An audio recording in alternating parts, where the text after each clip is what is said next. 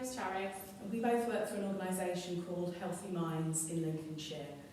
Healthy Minds support young people with their emotional well-being, and we're going to be delivering a workshop to you today on managing worries and anxious feelings. But this workshop is appropriate for both primary and secondary age children. However, primary age children might need a little bit of support from people at home in understanding and completing the activities. Okay, so before we get started, we just want to make sure you've got everything you need to complete the workshop.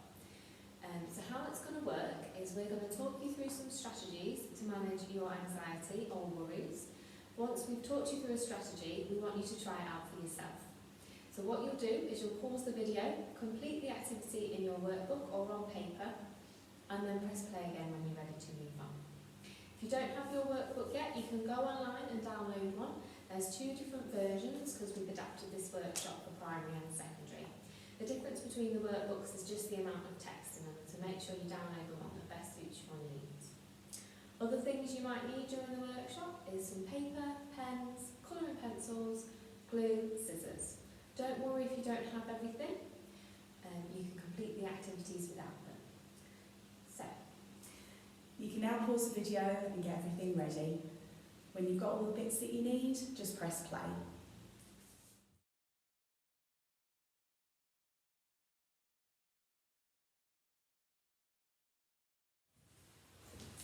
Welcome back. Hopefully you found all the bits that you need, but if not, don't worry, you can still complete the workshop without them. Okay, before we get started, we're just going to go through the aims and goals of this workshop today. So we want you to be able to explore what worries and anxious feelings are and how they affect us. We want you to learn new ways to manage your worries, and we're going to learn how to practice relaxation and mindfulness. Now, learning a new strategy can be tricky and it does require putting in some work and effort. It's a bit like if you know how to ride a bike. Maybe when you first learned how to ride a bike, you needed stabilisers and you're a little bit wobbly. And then eventually, once the stabilisers were taken off, you might have even fallen off your bike. But practice makes perfect. Keep trying and you'll get the strategies in the end. The first thing we're going to look at is what are worries. So you might have some ideas of what your worries are now, and you can write those down in page 2 of your booklet. Hopefully, by the end of the workshop, you'll have some ideas on how to manage these worries. You can now pause the video and complete the activity of writing down your worries. When you've completed this, just press play.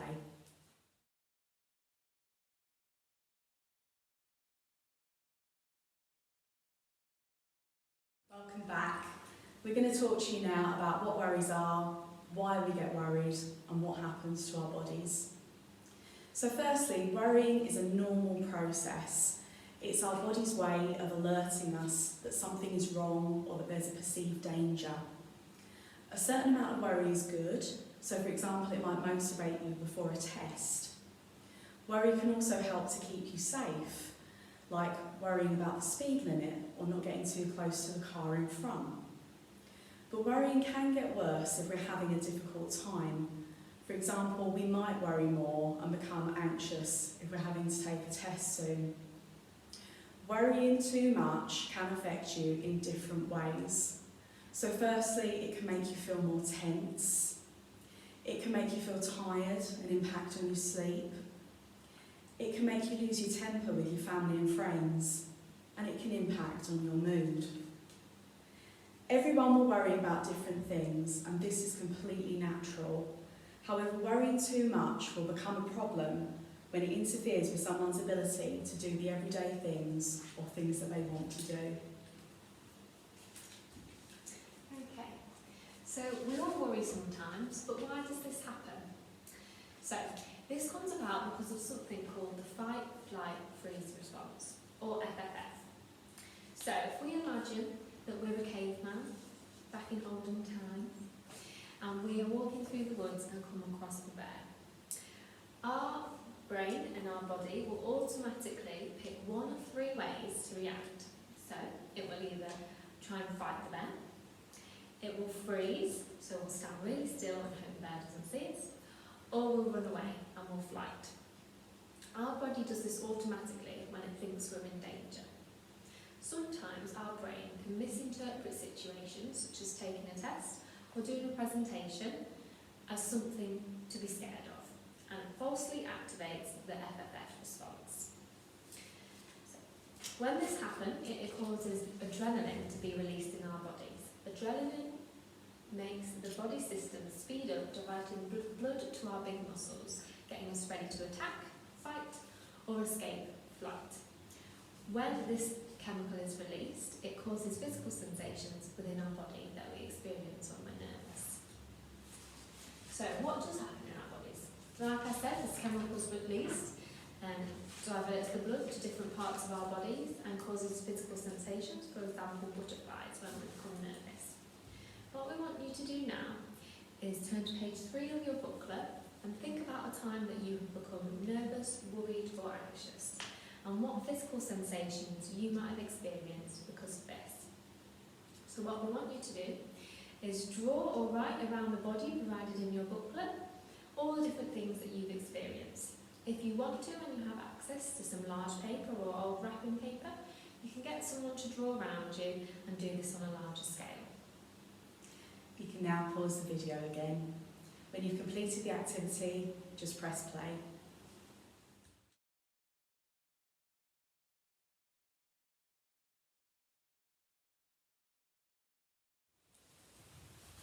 Welcome back. How did you find that? Some of you might have found it okay, whereas others of you might have found it a little bit tricky. You might have focused on the emotions of the worry and what that is, or you might have been thinking about the behaviours, our actions and the things that we do when we're worried. We asked you to have a little bit of a think about the things that happen in our bodies when we get worried. Let's see if you've got some of those answers that we've got. We said that your heart might beat faster. You might have butterflies or feel sick in your tummy. We said that your muscles might go tense, or you might get jelly legs. You might feel tired and that you can't concentrate. Your body might get hot, or you might even turn red. You might sweat, have a dry mouth, or your heart might beat faster. We all experience worries in our body in different ways. There's no right or wrong answer. The important thing to know is that this isn't going to harm us and that there is something we can do about it. We're going to talk to you a little bit later in this workshop about various strategies that might help, such as relaxation strategies and breathing exercises. Now we've looked at why worry occurs, we're going to look at what keeps worry going. This is something called the 5 areas, and it explains how in day-to-day situations it can impact our thoughts, feelings, behaviours and our physical sensations, so the things that happen in our bodies that we talked about earlier. All of these areas link together and can affect each other, continuing the cycle. When we are worried, it can become a vicious cycle that we need to break. We can break this cycle by changing our thoughts or our behaviours, which we will learn to do over the course of the workshop.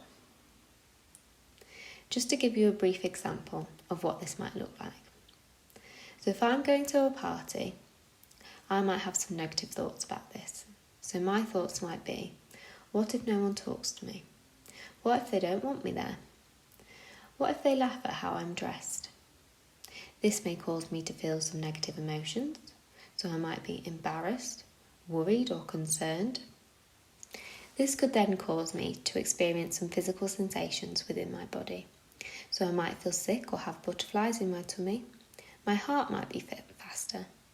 My breathing might change. I might go tense or start sweating, or I might go red and flushed. All of this could then impact how I behave. I might avoid going to the party at all, or I might be reserved and not talk to people. It's important to remember that even though we experience physical sensations when we're worried, you can experience these same sensations when we are excited, for example, having butterflies in our tummy or our heartbeat changing. We can use the 5 areas when we are worried to identify the negative thoughts we might be experiencing and our change in behaviour. By doing this, we can learn how to break the cycle. We're now going to give you your own 5 area scenario to complete. Are you ready? Someone at home asks you to go to the shop to buy some milk, and while you're there, you see someone you know and you wave at them, but they don't wave back. Using the 5-area model, have a little think now about what your negative, your bad thoughts might be, how this would impact on your emotions, what would you be feeling? What are some of the things you might feel in your body, those physical sensations that we talked about? And finally, what would your behaviour be?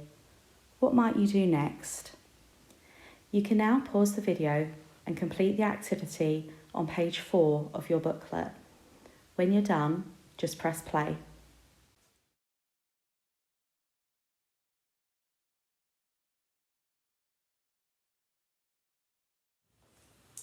Welcome back. So before you pause the video, we gave you the scenario of going to the shop to buy a pint of milk, waving at someone you know but they don't wave back at you. We asked you to think about how this will impact on your 5 areas. So this is what we came up with. Let's see if you had anything similar. We said for your thoughts, your negative bad thoughts might be, why are they ignoring me? Have I done something to upset them? Have they fallen out with me? Or what if they don't like me anymore? We said that the emotions that you may be feeling are upset, embarrassed, worried or angry. That those physical sensations, the things that you're feeling and happening in your body, could be that you're feeling sick and you've got butterflies. It could be that your heart's beating faster or that your breathing goes faster. And finally, your behaviour. Well, the next time you see them, if you've had all these bad thoughts, physical sensations and emotions, you might ignore them. You might text them repeatedly and ask them what's wrong or if you've done something wrong. You might cry or you might lash out at family and friends. The 5-area model can help you explore things and how they're impacting on you and where you maybe need to make some changes. So, what can we do about our worries? Well, before we can decide what we're going to do about our worries, we need to understand the 2 different types. So there are 2 types, here and now worries and what if worries. Here and now worries are worries that often affect you in the here and now, hence the name. And we can usually find a practical solution to these, and we're going to look at something called problem solving later on to help you with this. Examples of here and now worries are, I've forgotten my homework, or my phone is broken. What if worries are often worries about things that may be well in the future, or things that we're not sure will even ever happen. An example of this would be, what if people make fun of my new haircut? Or what if I fail an exam? So we're going to ask you now to do an activity to try and increase your understanding of the different types of worries. If you turn to pages 6 and 7 of your booklet, on one page you'll see a list of worries, and on the other page you'll see a table. We want you now to try and sort the worries into what if worries and here and now worries, and we'll then provide you with the answers. You can now pause the video and complete your activity. When you finish, just press play.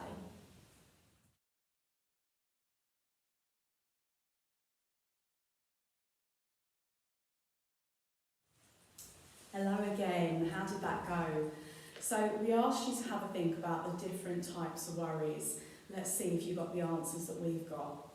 So for the here and now worries, we've got, I've forgotten my lunch, I've fallen out with a friend and I want to sort it out, my earphones have stopped working so I can't listen to music, I promised my parents I would tidy my room but I don't have time, I'm stuck on my homework and I don't know where to start.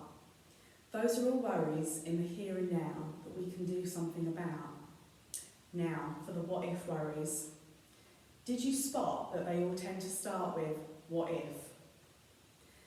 I have an exam. What if I fail? What if my friends fall out with me? What if people laugh when I walk past them at the school gates? What if I get really ill? I've been invited to a party at the weekend and I don't know many people. What if no one likes me? Now don't worry if you didn't get them all right the first time. Remember what I said about the bike. Practice makes perfect. We're now going to move on to an activity called the worry tree, which explains the different types of worries. Okay. So this is the worry tree, and you can use this to distinguish between the two types of worries and help you figure out what to do with them. So usually our what if worries will come down the no side, and our here and now worries will come down the yes side. So shall we test it out? What am I worrying about? Well, my worry is what if I get really ill? Can I do anything about that? Well, I don't know for certain that that's going to happen, so I can't really do much. So I can try and let the worry go and refocus my mind and try and think about the things I can control. So what I can control in the situation is maybe washing my hands a bit more, keeping myself healthy, so sleeping right, exercising and having a balanced diet. What am I worrying about? Well, I forgot my packed lunch today at school. That's a here and now worry. So can I do anything about it? Yes, I can. I'm going to make a plan of what I can do. So I might ring my family. I'm going to think about what, when and how to do it. Should I do it now? Should I do it later? Well, I should probably do it now, otherwise I'm going to be hungry. I'm then going to let the worry go because I've solved it. And I'm going to refocus my mind. So you can use the worry tree to distinguish between the two types of worries and help you figure out what to do.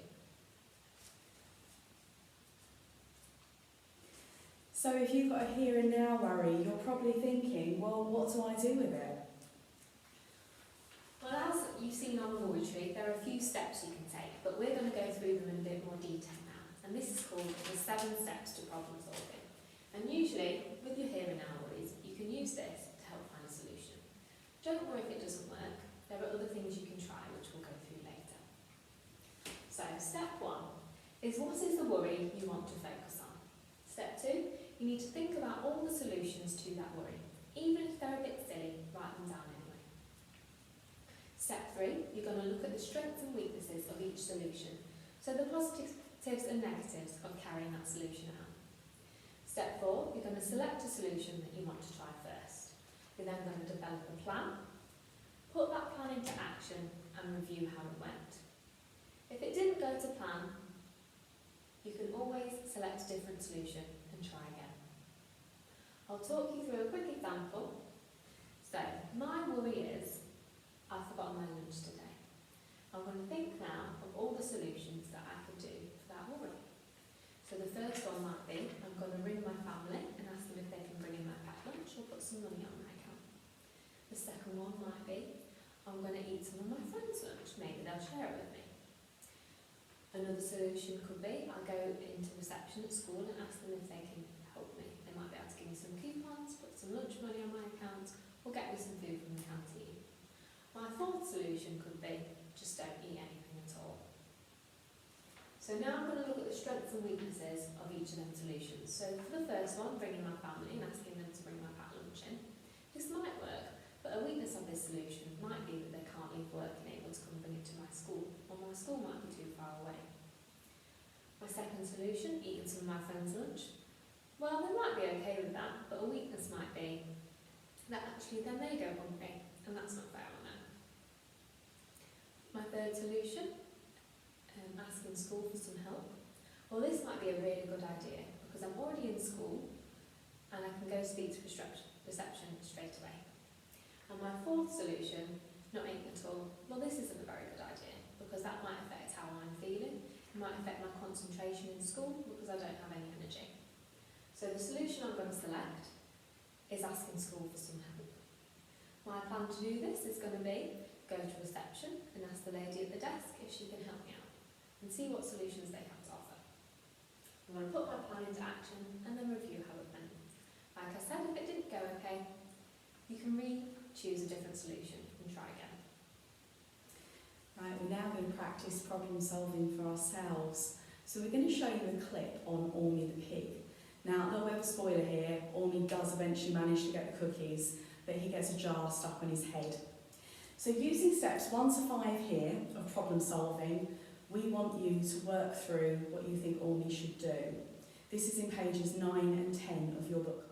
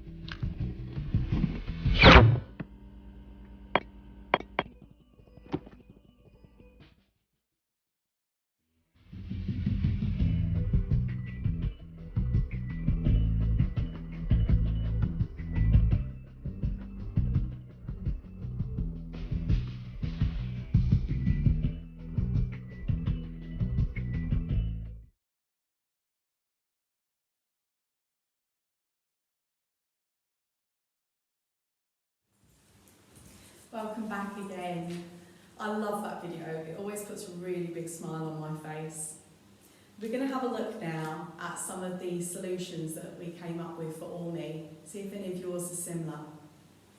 So first of all, we said that he could use the plunger to get the jar off his head. He could use butter from the fridge to try and loosen the jar. He could break the glass. He could phone a friend. And of course, let's not forget, Ormy is a pig, so he could just oink loudly for help. Let's look at the strengths and weaknesses of each approach. So firstly, if he was going to use the plunger to get the jar off his head, I guess the strength would be he might get the jar off his head, but the weakness would be that maybe his arms aren't long enough to do that.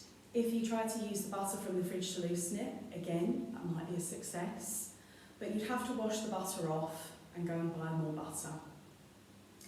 If he were to break the glass, again, that might work, but I guess the risk is that he might cause some serious damage to himself. He could phone a friend, maybe they could come and help and come up with some different solutions or support him, but maybe the friend doesn't answer or is too far away to help. Finally, if he oinks loudly for help, again, that might work, but he might find that there's no one around to help him. Now, the solution that Charis and I decided to pick was to use the butter to loosen the jar. So using these steps, we would go to step 5 now and develop that plan. So we're going to get the butter out of the fridge.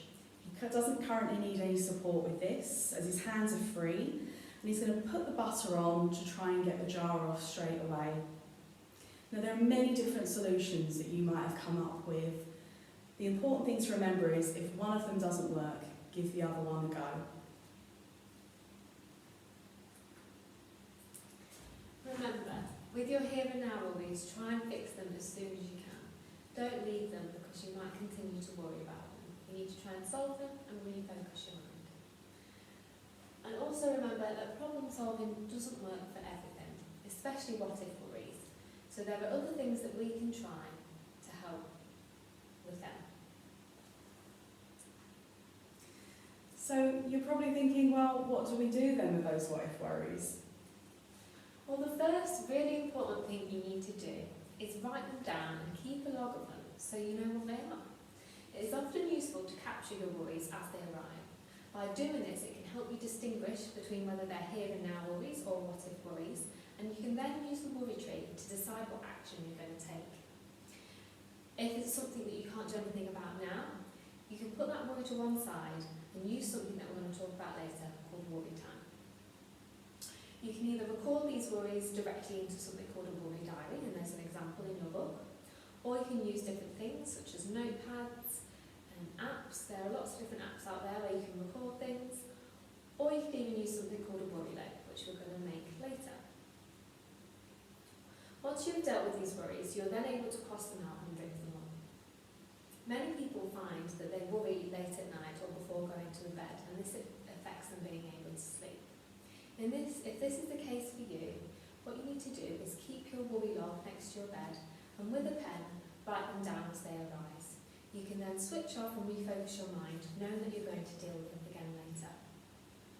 And there's an example on pages 11 and 12 of your booklet of a worry diary. So we'd like you to just have a quick little look at this now.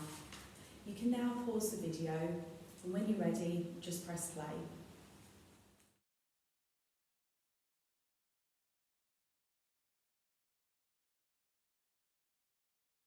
Welcome back. We're now going to talk about another way that you can log your worries, and this is by using a worry note. You can write your worries down on slips of paper and place them in an envelope to keep them until worry time. We'll talk you through this later. This is one I made earlier.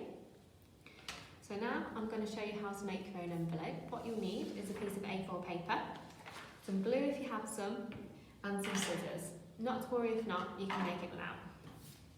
Okay, what we're going to do is take the bottom corner of our paper, fold it across like so, and we'll have this extra bit which we're going to either rip or cut off.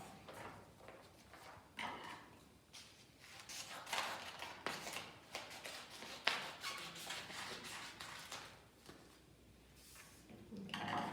Your paper should now look like this. What we're now going to do is take these two corners and fold them into the middle, like so.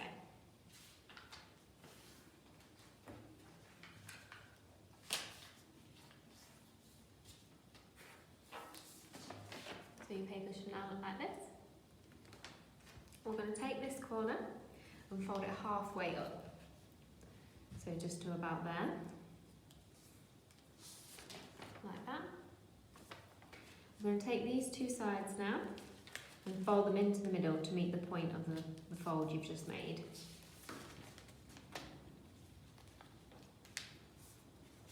So it will now look like that. We're going to take this bottom corner again and fold it up, like so. We're now going to glue that down, but don't worry if you don't have any glue. And we're going to place some glue on these sides as well. Now we're going to fold that up to seal the bottom of the envelope. You can now fold this top corner down to form the last part of your envelope, like so. You can now pause this video and try making your own. When you're ready to move on, press play again.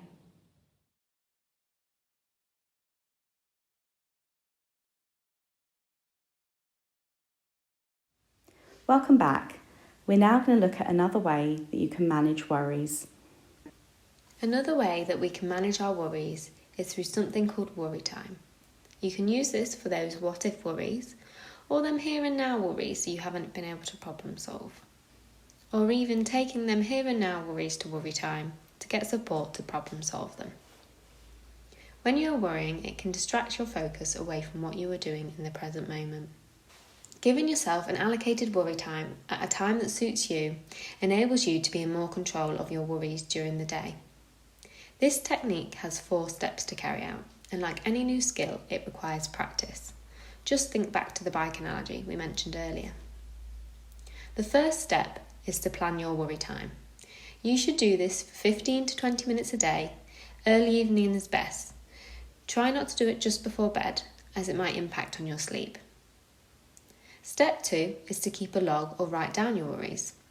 We've discussed this earlier, so you can use your worry diary, your worry lope, or anything else that you've thought of. Step 3 is to put your worries to one side and refocus your mind on the present moment. We're going to look at some ways how you can refocus your mind next. Step 4 is to take your worries to worry time. You need to review each one in turn and decide what you're going to do with it. If it's something you can do nothing about, you need to try and refocus your mind and let the worry go. When you take each one in turn, think about how you're feeling about the worry now. Is it still a problem? Often worries that we've had in the morning are no longer a problem when we come to worry time in the evening. If a new worry occurs after you've completed worry time that day, just keep a log of it and put it to one side and wait till your next worry time. You may need to ask a trusted adult such as a parent or carer to help you with worry time. Make sure you rip up or throw away your worries once you have dealt with them. You can find all the steps to worry time on page 13 of your booklet. We are now going to look at how we can let the worry go and refocus our minds. Okay, so when those worries start to creep into our heads and really start to almost take over, we need to bring ourselves back to the here and now. And this is part of mindfulness. One way that we can do this is by thinking about our 5 senses. So thinking about things that we can see, things that we could touch, things that we can hear, things that we can taste, and things that we can smell. Other ways to bring you back to the here and now, or try and keep you focused, are some breathing exercises, which we are going to go over with you in the next section. You might want to distract yourself by doing something that you enjoy, like reading, practicing a hobby, listening to music, watching some TV. You might want to speak with someone you trust, or spend some time with friends and family. Going for a walk or going outside to get some fresh air might be beneficial. Doing some exercise, going for a run, walk, playing a sport, or having a bath even to relax you. We're now going to ask you to do a couple of activities to think about what you can do to refocus your minds. So if you turn to page 15 and 16 of your booklet, these are the activities we're going to ask you to complete. The first one is called My Happy Place. We want you to think about a place you've been, or maybe even an imaginary place, that you can draw as your happy place.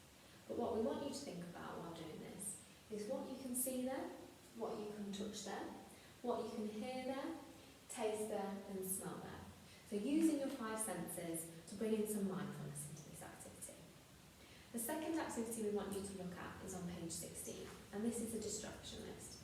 We want you to list all the things that you think you can do to refocus your mind. Laura talked you through some examples a minute ago. If you want to do both of these activities, that's completely up to you, or you can choose the one that most suits you.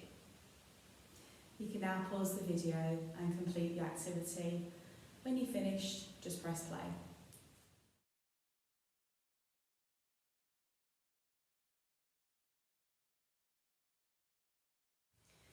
Hello, we're now going to talk you through some breathing exercises. Now, breathing exercises are really useful for helping you when you feel worried. They can help you feel more relaxed and calmer. They also help with those physical sensations. Do you remember we talked about the things that you might be feeling in your body? So they help to slow your heart rate down, for example. The one we're going to look at today, together now, is called finger breathing. But there are other breathing exercises in your booklet and on our website. So if one doesn't work for you, do give the others a go. Okay, so what I want you to do for finger breathing is take one of your hands and outstretch it like a star. I want you to take your other hand and stick out your pointer finger. We're going to place this at the base of your thumb. We're going to trace our hand with our pointer finger. Every time we move up a finger or thumb, I want you to breathe in through your nose. When we reach the top, we'll pause, and when we go down, we'll breathe out through our mouths. We're going to do this for our whole hand. Are we ready? Okay, so starting from the bottom, I want you to slowly breathe in through your nose and out through your mouth.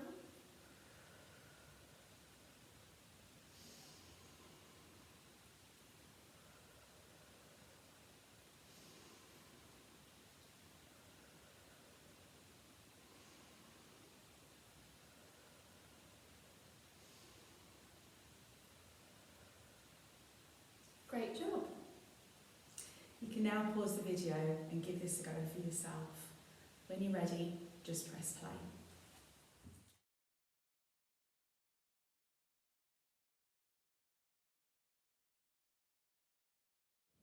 Welcome back. We've just talked you through some relaxation strategies, including breathing exercises.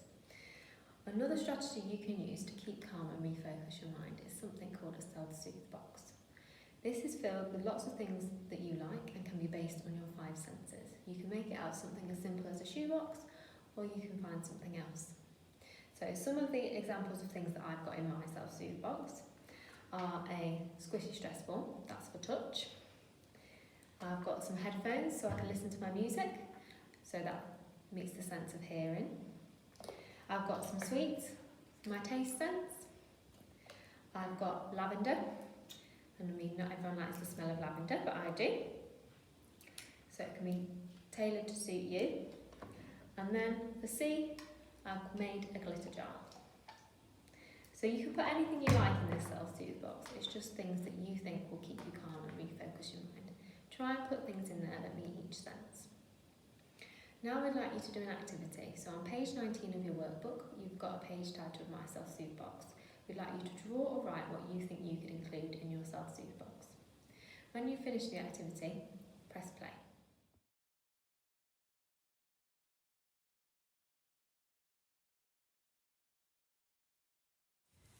Welcome back, and for the last time as well, because we've nearly completed the workshop.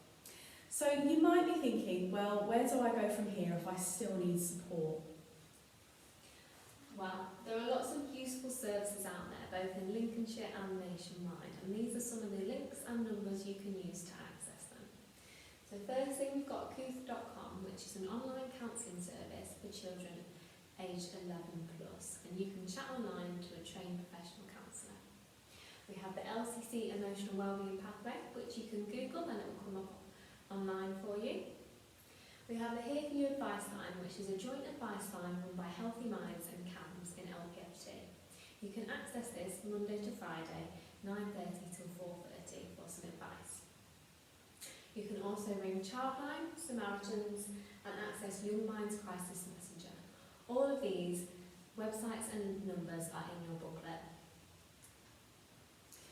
Well done, you completed the workshop, but please don't forget what we said at the beginning. Practice does make perfect, so you will need to practice these strategies regularly.